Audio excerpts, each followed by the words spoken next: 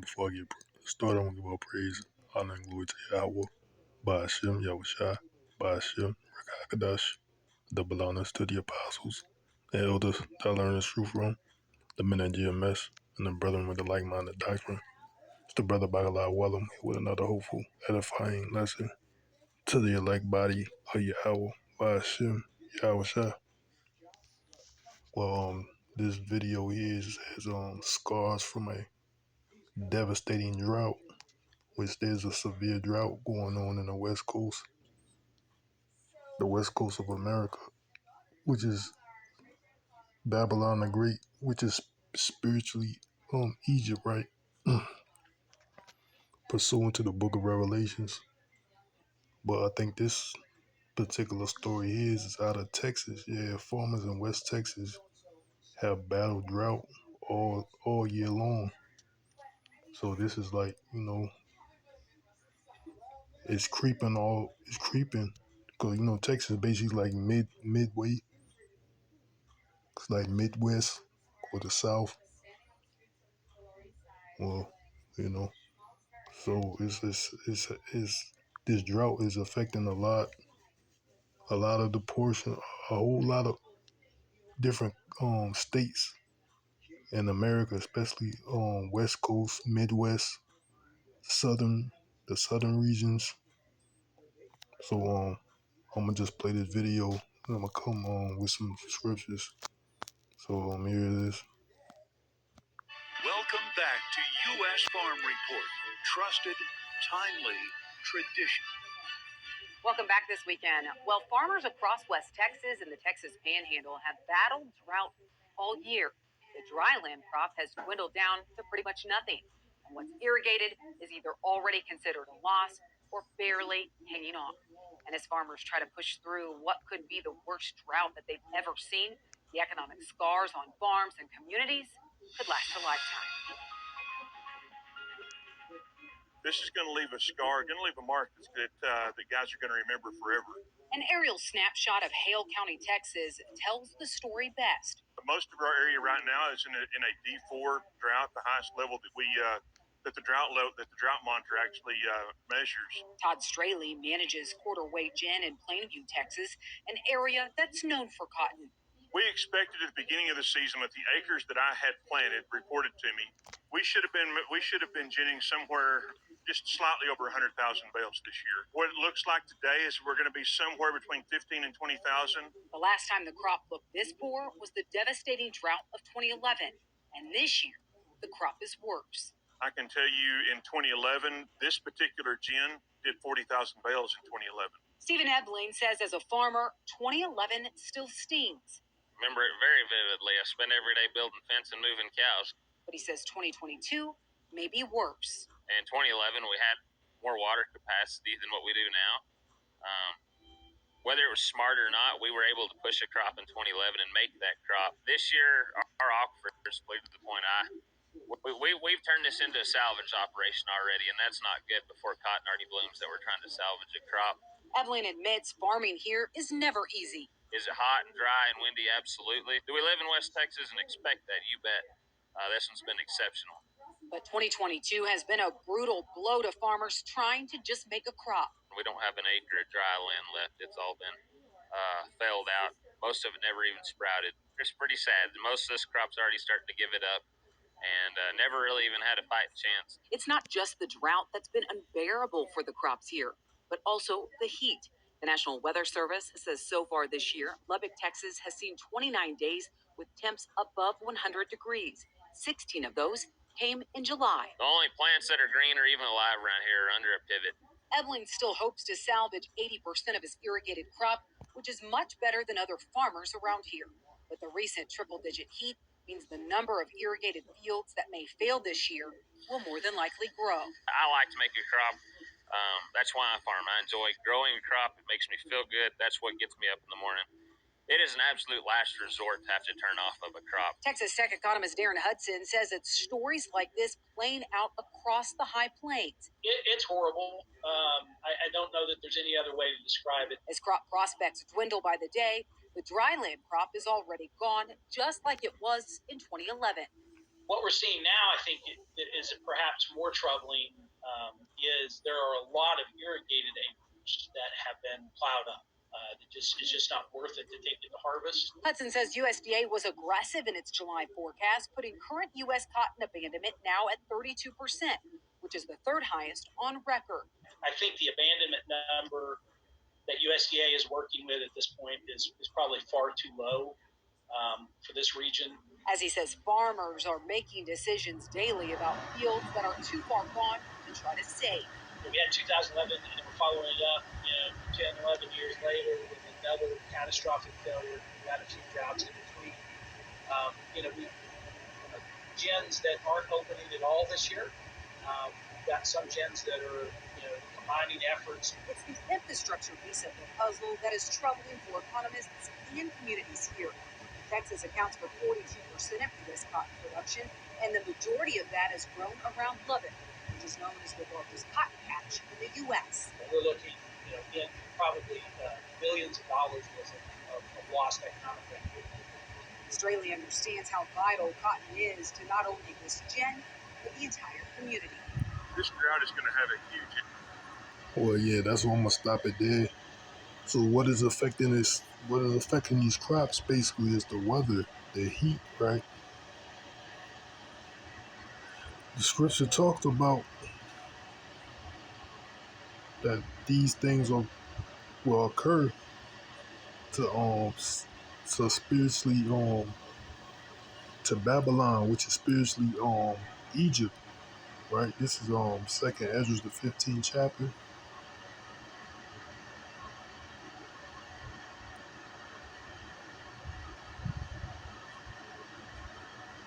And I'm gonna start at the 12th verse. It says, Egypt shall mourn, and the foundations of it shall be smitten with the plague and punishment that Yahawah by YAHAWAHSHI shall bring upon it. They that till the ground shall mourn, for their seeds shall fail through the blasting and hail and with fearful constellation. So that's what's happening there, right? All these events that's happening in Babylon the Great is a prophecy, and this is this drought that's affecting the crops is a prophecy too. I'm gonna read again verse at 2 Ezra 15:13 says, and they that till the ground shall mourn, for their seed shall fail through the blasting and the hail and with fearful constellation. So I'm gonna go to another you don't get what this word blasting mean, right? But I'm gonna go to another scripture. Another Bible. So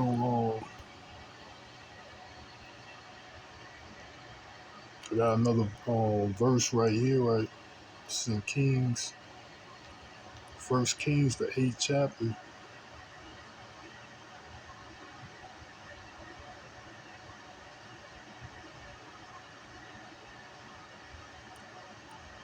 First Kings chapter 8, verse 35, right? And it says, when the heaven is shut up and there is no rain, because they have sinned against thee, if they pray towards this place and confess thy name and turn from their sin, when thou afflictest them, then hear thou in heaven and forgive the sin of thy servants and of thy people Israel, that thou teach them the good way wherein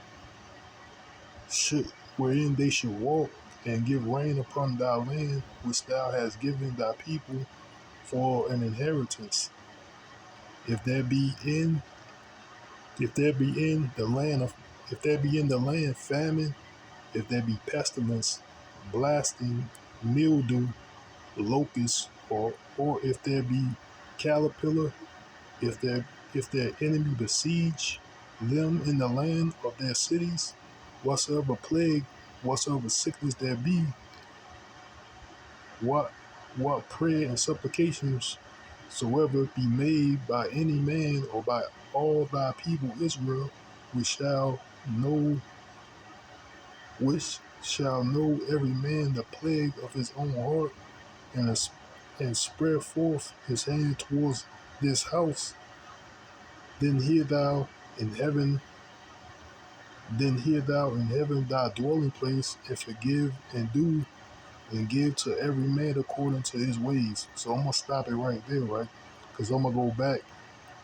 Basically, I want to finish it out, but the point is this point that I'm trying to make is in the 37th verse, right? We're gonna get to this word blasting. It says, if there be in Slovakia, if there be in the land famine, if there be pestilence, blasting, mildew. So we're gonna stop at this word blasting. We're gonna get what the definition of blasting, right? I just want to bring the point out because these famines are happening to the nation of Israel in Second Kings because of this, the sin, the transgression, the transgressing of the law. So that's why the Most High sent these plagues. It's the same thing he's plaguing Israel. I'm at Salakia. He's plaguing Babylon the Great, Salakia, because this sin has reached the heavens, right? The sinful kingdom. So I'm on what it says on blasting, right?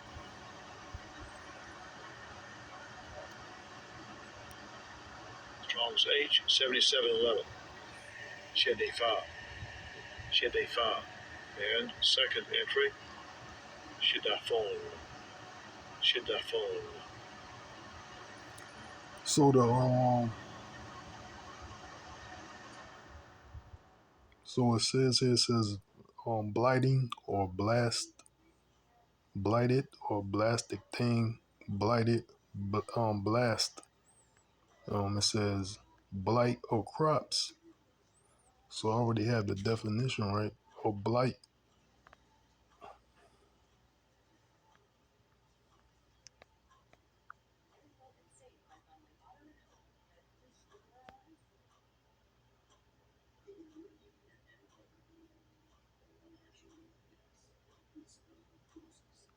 So the word is blight. Blight. So we're gonna go to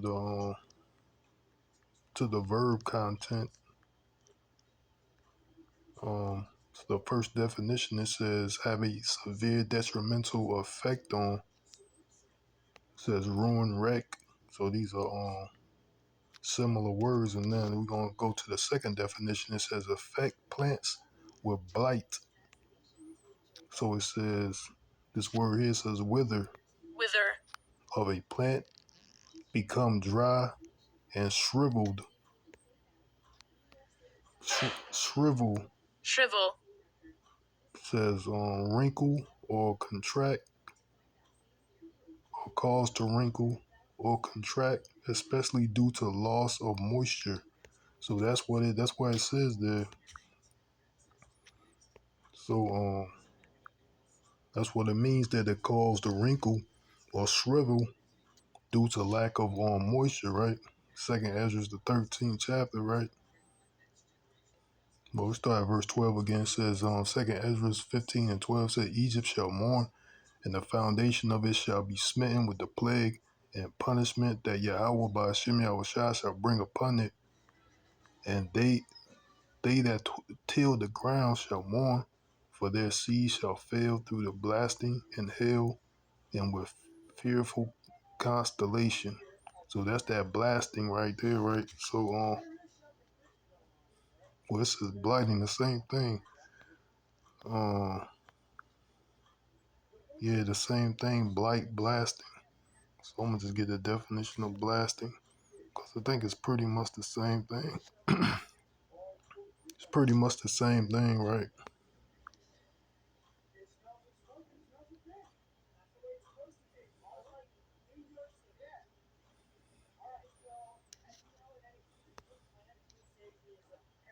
Blasted. So it's on the second definition. It says wither, blighted, lay waste. So basically, it's the same thing. Um,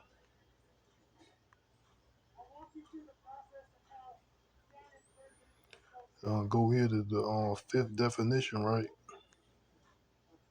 Yeah, the fifth definition, it says of a wind or other natural force, wither, shrivel, or blight a plant. So that's what's going on. That's what the by is shriveling due to the lack of moisture, right? Shrivel, wrinkle or contract or cause to wrinkle or contract, especially due to loss of moisture. So that's what happening to Egypt. That this video shows it. Yeah, of course the demon, the devil is trying to is monitoring, but This drought is going to have a huge impact on West it's showing there, right? Texas and Texas in general for our entire lifetime. His gen isn't strong enough financial shape to weather the storm this year, but he's making changes because the crop just isn't there. Instead of running full. So yeah, that's what it is. Is extreme heat is withering the crops. It's being blasted through the fearful constellation, right? That is talked about in second Ezra's, that the Most High will will plague Egypt. Second Ezra 15 and 13, it says they that till the ground shall mourn, and their seed shall fail through the blasting in hell and with fearful constellation. So that's an example of that right there, because it's withering because of the extreme heat that is prophesied, that this would happen to Egypt, which is Babylon the Great, aka America. So yeah, because this is the the plagues are sent, and this is an example of the plagues being sent on Babylon the Great. Because this is happening um I mean primarily right now on the West Coast, and in the Midwest, Texas and places like that. They being they having severe drought over there on the West Coast. So yeah, I'm gonna go ahead and end the lesson here, right?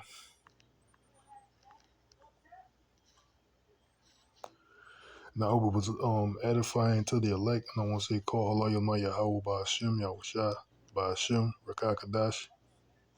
Shalom till next time, Yahweh, Rathazah, which means Lord willing, and why, Abba Babo, DTA soon.